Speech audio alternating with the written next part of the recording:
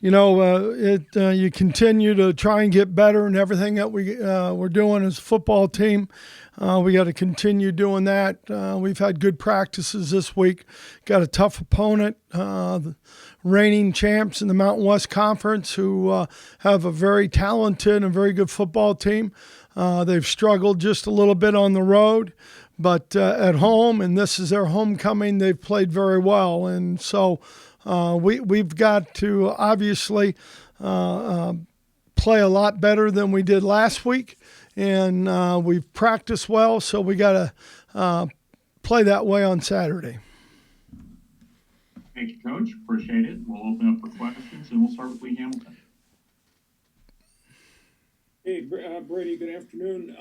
In terms of the growth of the defense, which statistic do you think is the most critical to the success of this football team? Is it third down defense? Is it tackles for losses? Is it pressures, hits? What is intangible numbers there that are really important to you? Obviously scoring defense, keeping them out of the end zone.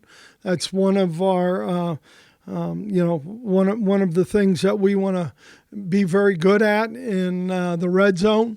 That being part of it. And I still believe, and I think, obviously I know the coaches do too, that, stopping the run and making people hurt you one way.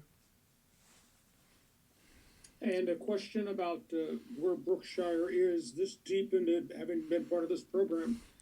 Is it hard to have a young quarterback continue to struggle with his footwork? And how do you fix that?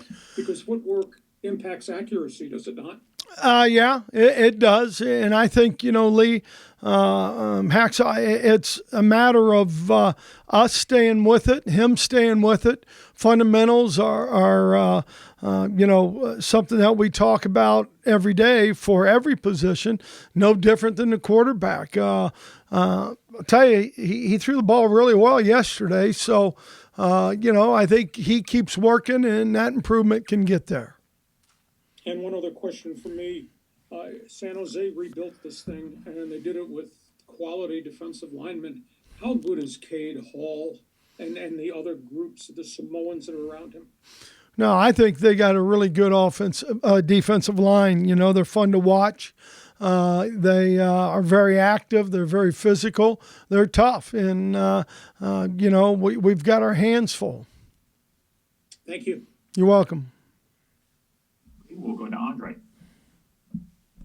Hey, Coach, as you're preparing for this week's game against San Jose State, did you have a chance to look at last year's game, and how difficult was it to relive the last 12 minutes of that game? It wasn't any fun. I guarantee you that. We look at, anytime we're playing an opponent that we played the year before, 2 years before, to be honest with you, we're going to look at that film. We're going to critique it. We're going to look at, what we did, how we did it, where we, from a defensive standpoint, where we a three-man front, where we a four-man front, just the different things that you look at to see how people attack you. Last year, the last 12 minutes, it wasn't any fun for anybody. And they have a tight end, Derek Deese Jr., that's really good. He's their leading receiver this year. He had a big game against the Aztecs last year.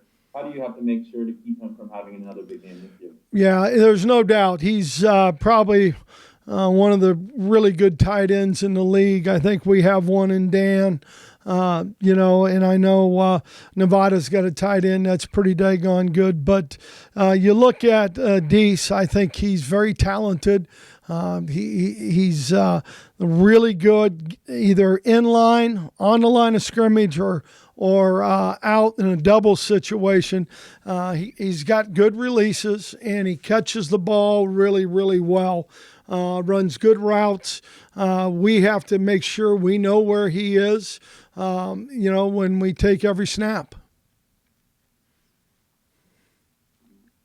And last question for me, Jesse Matthews hasn't gotten going yet this year, only has 30 receiving yards, but he had a career high of 139 last year against San Jose. Could this week against be a game where he breaks out? You're not coming through very well. Is that Andre? Yes, Jeff, is this better? Yeah, it's better. Yeah. Jesse Matthews hasn't gotten going yet this year, but last year against San Jose State, he had the career high 139 receiving yards. Could this potentially be a breakout game for him as well? Well, we'll see what's there. I mean, we're going to take advantage of where we think is a weakness for us, or what we do something really well. We want to attack it that way. But Jesse does an awful lot for our football team. Just game day and during the week. Thanks, Coach. You're welcome. Thanks, Andre. We'll go to Bryce. Hi, Brady. I assume, programs have philosophies and approaches, and defensively you guys have had that through Rocky and you, and now, with what Kurt Maddox is doing. But I also assume that maybe any given year in a particular group of players can have a unique personality. Is there anything unique about this year's defense in that way? I think the biggest thing is we've got some really good leadership. We've got some guys who have played a lot of snaps. I mean, you look at Trenton Thompson, you look at Taylor Hawkins and Caden McDonald and Laka, and then the three guys up front. They've played a lot of football. I think they're a group that understands that there's a demeanor that we're going to play with. And that we all are going to know what we have to do, and we're going to do it in our best fashion and play hard. What do you make of not allowing a rushing touchdown 5 games in, and what's the reason there in your mind? I didn't know that, to be honest with you. Well, I hope it's right. It came up yesterday. Yeah. Well, the only thing I can say is, our guys are playing hard, and that's the biggest thing. I mean, how hard they play, and that's what they're judged on. We can talk fundamentals, technique, we can talk scheme, all that doesn't matter. It's how hard they play. If they're going to play hard and they're going to play physical, then we're going to be a pretty good defense. And that's what we that's what we preach. That's what we believe in, and that's what they believe in.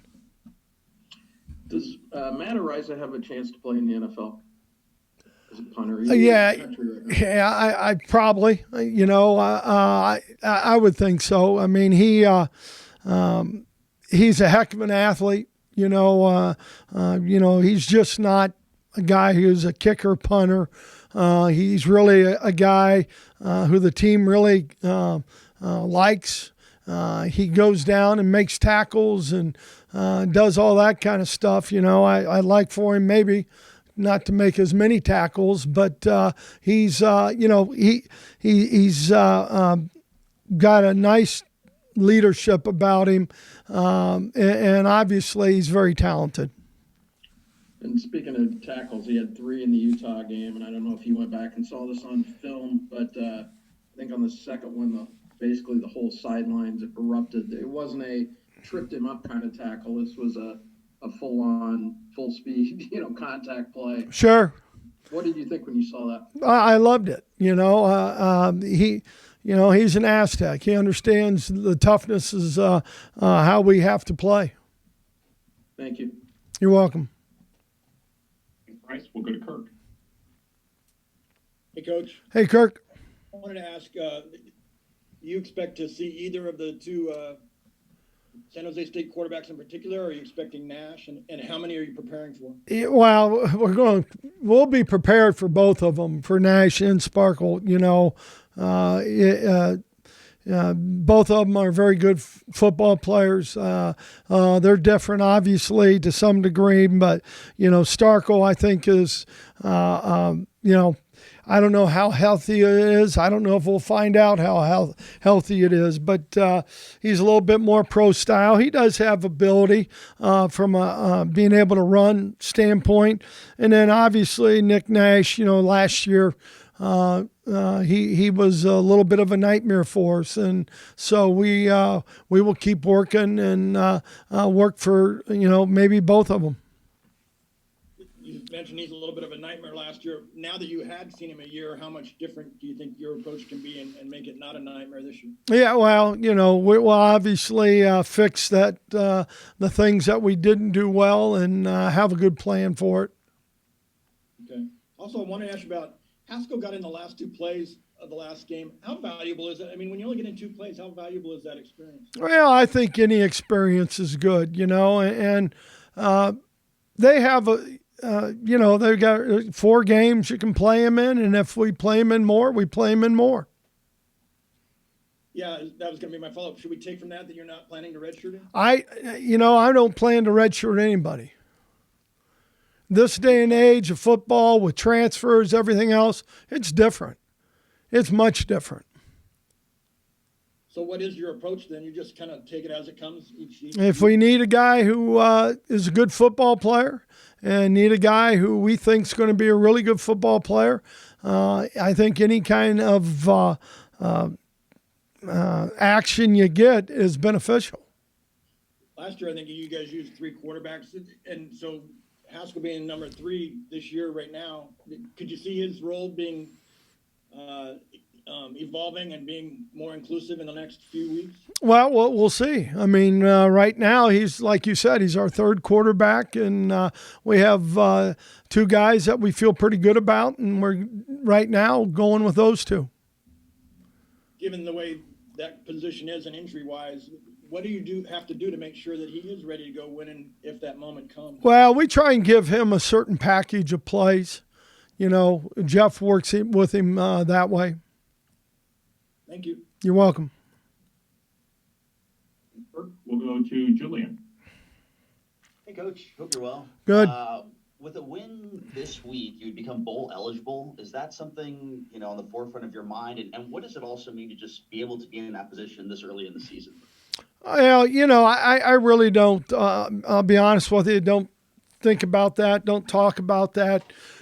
We got to win every day, Julian. I mean, I think for us to be the kind of football team that we potentially could be, because I really do like our football team, we got to worry about us every day getting better, improving in everything we're doing, everything that we've done this week. It's a short week, but we've always included the fundamentals that we need to have at each position. Those are things that we every day we got to work on.